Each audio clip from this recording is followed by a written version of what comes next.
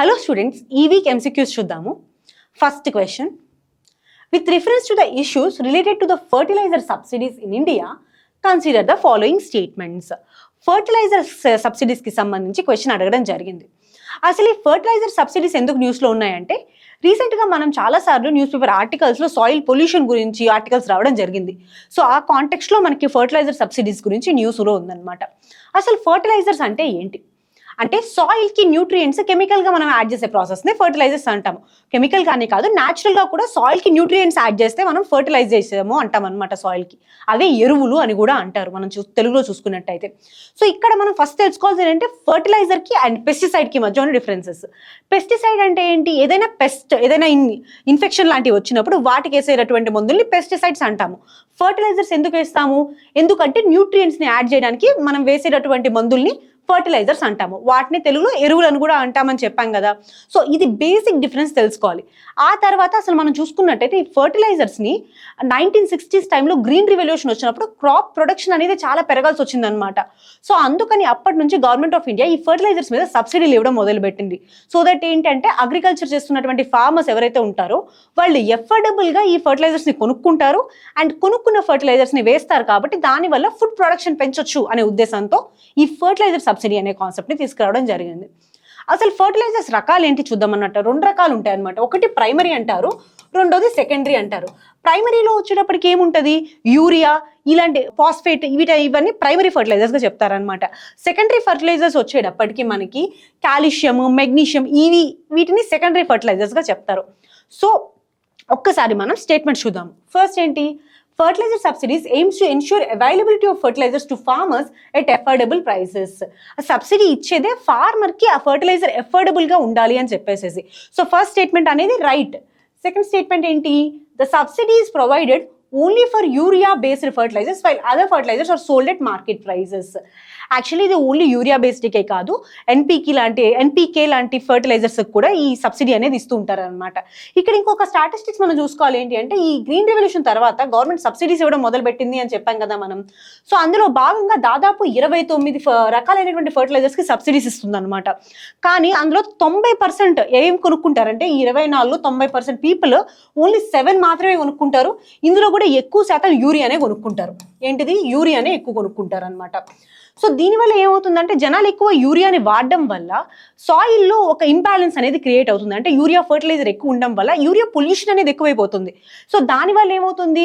In turn ఇది soil పొల్యూషన్కి దారితీస్తుంది.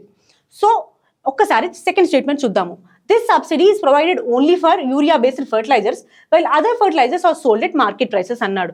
ఇది నాట్ ఓన్లీ యూరియా-బేస్డ్ ఫర్టిలైజర్స్కి, ఎన్పీకే ఫర్టిలైజర్స్కి కూడా సబ్సిడీస్ అనేవి ఇస్తారు. సో సెకండ్ స్టేట్మెంట్ అనేది తప్పు. థర్డ్ స్టేట్మెంట్ చూద్దాం ఒకసారి. Overuse of subsidized fertilizers has led to soil degradation and environmental concerns in India.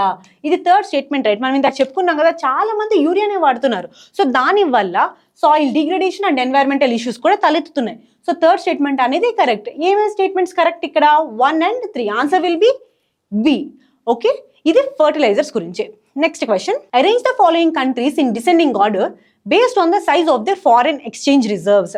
అసలు ఫారెన్ ఎక్స్చేంజ్ రిజర్వ్స్ అంటే ఏంటి అనేది చూద్దాం. ఫస్ట్ 4 కేటగిరీస్లో కాన్స్టిట్యూట్ చేస్తారనమాట ఈ ఫారెన్ ఎక్స్చేంజ్ రిజర్వ్స్. ఒకటి ఆ కంట్రీ యొక్క ఫారెన్ ఎక్స్చేంజ్ ఎర్నింగ్స్ అంటారు. అంటే డాలర్స్ అవి ఉంటాయి కదా కంట్రీ దగ్గర, వేరే దేశాల కరెన్సీ, దాన్ని ఫారెన్ ఎక్స్చేంజ్ ఎర్నింగ్స్ అంటారు. అది ఫస్ట్ది. సెకండ్ది వచ్చేటప్పటికి గోల్డ్, ఆ కంట్రీ దగ్గర ఉన్నటువంటి గోల్డ్. థర్డ్ వచ్చేటప్పటికి స్పెషల్ డ్రాయింగ్ రైట్స్ అంటారనమాట. ఇది IMF దగ్గర ఉంటాయి స్పెషల్ డ్రాయింగ్ రైట్స్. అండ్ నాలుగోది వచ్చేటప్పటికి రిజర్వ్ మనీ అంటారు. ఏంటి? Reserve money. ఇది కూడా IMF దగ్గర ఉంటుంది. సో ఈ 4టిని కలిపి మనం ఫారిన్ ఎక్స్చేంజ్ రిజర్వ్స్ అని పిలుస్తాము. సో రీసెంట్ న్యూస్ ఏంటి అంటే ఈ ఫారిన్ ఎక్స్చేంజ్ రిజర్వ్స్ అనేవి RBI ఇచ్చినటువంటి రిపోర్ట్ ప్రకారం తగ్గాయి ఇండియాలో. సో అసలు అయినా సరే స్టిల్ మనం వరల్డ్లోనే 4th లార్జెస్ట్ కంట్రీగా ఉన్నామన్నమాట ఫారెన్ ఎక్స్చేంజ్ రిజర్వ్స్ని మెయింటైన్ చేయడంలో. మనకన్నా ముందున్నటువంటి 3 కంట్రీస్ ఏంటివి అంటే ఫస్ట్ చైనా, సెకండ్ వచ్చేటప్పటికి Japan, third Switzerland and 4th India. So answer వచ్చేటప్పటికి C. First China, Japan, Switzerland and India. ఈ 4 కంట్రీస్లో 1, 2, 3, 4గా ఉన్నాయి. Next question. With reference to the Oil Fields Regulation Development Amendment Bill 2024, consider the following statements. So రీసెంట్గా ఈ బిల్ని pass చేయడం జరిగింది. ఏంటి ఆ bill? Oil fields regulation development amendment bill 2024. ఇనీషియల్గా ఈ బిల్ని 1948లో పాస్ చేశారు. దాన్నే amendment oil field regulation development act 1948 అని పిలుస్తారనమాట. సో ఇందులో మేజర్ ఇంపార్టెంట్గా మనం చెప్పుకోవాల్సింది ఏంటి అంటే మినరల్ ఆయిల్స్ అనే పదానికి డెఫినేషన్ని మార్చారు ఇక్కడ. సో మినరల్ ఆయిల్స్ అనే దాంట్లో ఇప్పుడు హైడ్రోకార్బన్స్ యాడ్ అవుతాయి. హైడ్రో కార్బన్స్, షేల్, ఇవి మినరల్ ఆయిల్ అనే పదంలోకి యాడ్ అవుతున్నాయి అనమాట. అండ్ దాంతోపాటు కోల్, లిగ్నైట్ లాంటివి మినరల్ ఆయిల్స్లోకి రావు అని కూడా చెప్పడం జరిగింది. ఒక్కసారి స్టేట్మెంట్ చూద్దాం. ఫస్ట్ ఏంటి, the bill six to amend oil fields regulation and development act 1948 to encourage investment in oil and gas exploration and production. Oil and gas exploration మరియు దాని యొక్క ప్రొడక్షన్లో ఇన్వెస్ట్మెంట్ని పెంచడానికి కోసం ఈ అమెండ్మెంట్ యాక్ట్ని తీసుకురావడం జరిగింది అని చెప్తున్నారు. సో ఫస్ట్ స్టేట్మెంట్ అనేది రైట్. సెకండ్ ఏంటి, minerals, it expands the definition of mineral oils to include petroleum, natural gas, coal, lignite and helium. Actually coal, lignite and helium అనేవి మినరల్ ఆయిల్స్ కింద రావు. సో సెకండ్ స్టేట్మెంట్ అనేది తప్పు. ఏమేమి include చేస్తున్నాయి, hydrocarbons, షెల్ని include చేస్తున్నాయి. So ఎన్ని statements right అంటే only one is right. It is answer will B A, one only. Okay, next question. With reference to the parliamentary system of government, consider the following statements. అసలు ఇది ఎందుకు న్యూస్లో ఉంది అంటే రీసెంట్గా రాజ్యసభ చైర్పర్సన్ మీద నో కాన్ఫిడెన్స్ మోషన్ని పాస్ చేశారు పార్లమెంట్లో. సో అందుకని చెప్పేసి ఈ పార్లమెంట్ గురించి వాటి గురించి న్యూస్లో ఉంది. సో ఒక్కసారి పార్లమెంటరీ ఫార్మ్ ఆఫ్ గవర్నమెంట్ అంటే ఏంటి అనేది క్వశ్చన్ అనమాట. ఒకసారి స్టేట్మెంట్ చూద్దాం. ఫస్ట్ ఏంటి, in a parliamentary system the executive is accountable to the legislature and derives legitimacy from it. మనందరికీ తెలిసిందే ఎగ్జిక్యూటివ్ అంటే ఏంటి, council of ministers. Council of ministers is responsible to the legislature. So అందుకని చెప్పేసి parliamentary సిస్టంలో executive అనే person ఈ లెజిస్లేచర్కి అకౌంటబుల్గా ఉంటారు. సో ఫస్ట్ స్టేట్మెంట్ అనేది రైట్. సెకండ్ ఏంటి, the president is the real head of the government in a parliamentary system. యాక్చువల్గా president అనే పర్సన్ నామినల్ హెడ్ మాత్రమే. రియల్ హెడ్ ఎవరు ఉంటారు, ప్రైమ్ మినిస్టర్గా ఉంటారు పార్లమెంట్ సిస్టంలో. సో సెకండ్ స్టేట్మెంట్ అనేది తప్పు. థర్డ్ ఏంటి, India follows a parliamentary system based on the model adapted from the United Kingdom. Bicameral legislature కానీ ఇవన్నీ మనం యునైటెడ్ కింగ్డమ్లో ఉన్నటువంటి మోడల్ని చూసి అడాప్ట్ చేసుకోవడం జరిగింది. సో థర్డ్ స్టేట్మెంట్ వచ్చేటప్పటికి రైట్ ఆన్సర్. ఎన్ని statements right, 1 and 3 will be the right answer. Answer will be B. Okay, next question. With reference to the Confederation of Indian Industry, consider the following statements. దీన్నే CII అని కూడా పిలుస్తారు, అదే confederation of Indian industry. ఇది ఒక non profit and non government organisation. దీన్ని ఇండస్ట్రీలో ఉన్నటువంటి పెద్దలు ఎవరైతే ఉంటారో వాళ్ళు లీడ్ చేస్తారు. సో గవర్నమెంట్ ఎప్పుడైనా సరే ఇండస్ట్రీకి సంబంధించి ఏదైనా సరే ఆర్డినెన్స్ కానీ యాక్ట్ కానీ తీసుకొచ్చినప్పుడు వీళ్ళు దానికి రెస్పాండ్ అవుతారు. ఏదైనా రెగ్యులేషన్స్ తీసుకొచ్చినా సరే వీళ్ళు దానికి గవర్నమెంట్కి రెస్పాండ్ అవుతూ ఉంటారనమాట. దీని హెడ్ క్వార్టర్స్ వచ్చి న్యూ ఢిల్లీలో ఉంటుంది. అండ్ దీన్ని మొదటిసారిగా 1895లో ఎస్టాబ్లిష్ చేయడం జరిగింది. ఒక్కసారి స్టేట్మెంట్స్ చూస్తే, first it's a non government, non for profit, industry led and industry managed organisation. మనం ఇందాక చెప్పుకున్నాం కదా, ఇండస్ట్రీ లీడ్ చేసేటటువంటి ఆర్గనైజేషన్ ఇది. అండ్ రెండోది, it is founded in 1895 and its headquarters is at New Delhi. Second statement కూడా right. So answer will be C, both 1 and 2. Okay, next question. With reference to the organisations, which organisation releases international డెప్ట్ report. International డెప్ట్ report అనేది ఏ organisation release చేస్తుంది అని చెప్పారు. So అసలు international డెప్ట్ report అనేది ఒక యాన్యువల్ రిపోర్ట్, అంటే సంవత్సరానికి ఒక్కసారి రిపోర్ట్ అనేది వస్తుంది అనమాట.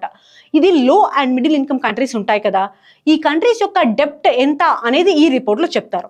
సో ఒక్కసారి మనం చూసుకున్నట్టయితే ఎవరు ఈ రిపోర్ట్ ఇస్తారు అంటే వరల్డ్ బ్యాంక్ ఈ రిపోర్ట్ ఇస్తుంది. సో ఏ option correct, B, World Bank will be the right answer. Okay, next question. Regarding the fiscal deficit, consider the following statements. అసలు ఫిజికల్ డెఫిసిట్ అంటే ఏంటి అనేది మనం ఫస్ట్ చూద్దాం.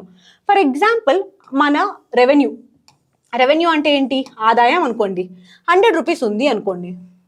ఎక్స్పెండిచర్ అంటే ఖర్చు, ఎక్స్పెండిచర్ 150 రూపీస్ ఉందనుకోండి. సో ఈ మధ్యలో ఉండేదాన్ని డెఫిసిట్స్ అంటారు. అంటే 50 రూపాయలు తక్కువగా ఉంటుందన్నమాట మన ఖర్చుకి మన ఆదాయం చూసుకున్నట్టయితే. సో అట్లానే గవర్నమెంట్ యొక్క రెవెన్యూ కనుక ఎక్స్పెండిచర్ కన్నా తక్కువ ఉన్నట్టయితే, అంటే ఖర్చు కన్నా మనం సంపాదించేది తక్కువగా ఉంటే దాన్ని ఫిజికల్ డెఫిసిట్ అంటారు.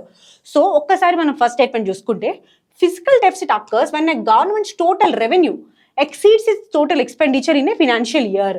రెవెన్యూ కాదు, గవర్నమెంట్ యొక్క ఖర్చు ఎక్స్పెండిచర్ కనుక దాన్ని రెవెన్యూ కన్నా ఎక్సీడ్ అయితే మనం దాన్ని ఫిజికల్ డెఫిసిట్ అంటాము. సో ఫస్ట్ స్టేట్మెంట్ అనేది తప్పు. సెకండ్ ఏంటి, it may indicate excessive government borrowing which could lead to higher public డెప్ట్. సో ఈ ఫిజికల్ డెఫిసిట్ రావడానికి హయ్యర్ గవర్నమెంట్ బారోయింగ్ కూడా ఒక కారణం అవ్వచ్చు అని చెప్తున్నారు. అఫ్ కోర్స్ గవర్నమెంట్ యొక్క ఎక్స్పెండిచర్ అనేది ఎక్కువగా ఉంది అన్నప్పుడు సో దానికి కారణం గవర్నమెంట్ యొక్క బారోయింగ్ కూడా అయి ఉండొచ్చు అనమాట. సో సెకండ్ స్టేట్మెంట్ అనేది right answer, B will be the right answer. Okay, next question. With reference to the country sharing borders with Syria consider the following statements. Syria bordering countries గురించి అడుగుతున్నారు. మనకు అందరికీ తెలిసిందే రీసెంట్గా సిరియాలో ఉన్నటువంటి అన్రెస్ట్ గురించి. ఒక్కసారి సిరియా బార్డర్స్ చూసుకున్నట్టయితే ఒక టెంటేటివ్గా ఉంది ఈ మ్యాప్. ఫస్ట్ వచ్చేటప్పటికి నార్థన్ సైడ్ టర్కీ ఉంటుంది, సౌత్కి వచ్చేటప్పటికి ఇక్కడ లెబనన్, జోర్డన్ అండ్ ఇరాక్ ఉంటాయి. సో సిరియాకు ఉన్నటువంటి సరౌండింగ్ కంట్రీస్ వచ్చేటప్పటికి Turkey, Iraq, Jordan and Lebanon. So Turkey, ఇజ్రాయిల్కి, సిరియాకి డైరెక్ట్ కాంటాక్ట్ అనేది ఉండదు అనమాట. సో అందుకని లెబనన్, జోర్డాన్ అండ్ ఇరాన్ కాదు, అది Iraq. 1, 3 and 4 will be the right answer. అంటే మొత్తం ఎన్ని? 3. B will be the right answer. Okay, next question. Which of the following articles of Indian Constitution guarantees that every citizen has right to practice, profess religion of their choice? A article ప్రకారము religion అనేది right to practice and profess అనేది ఉంటుంది religion విషయంలో అని అడగడం జరిగింది. Statements వచ్చి ఏ 25, article 26, article 27, 28. మీరు కామెంట్ సెక్షన్లో దీనికి కరెక్ట్ ఆన్సర్ చెప్పండి. Thank you.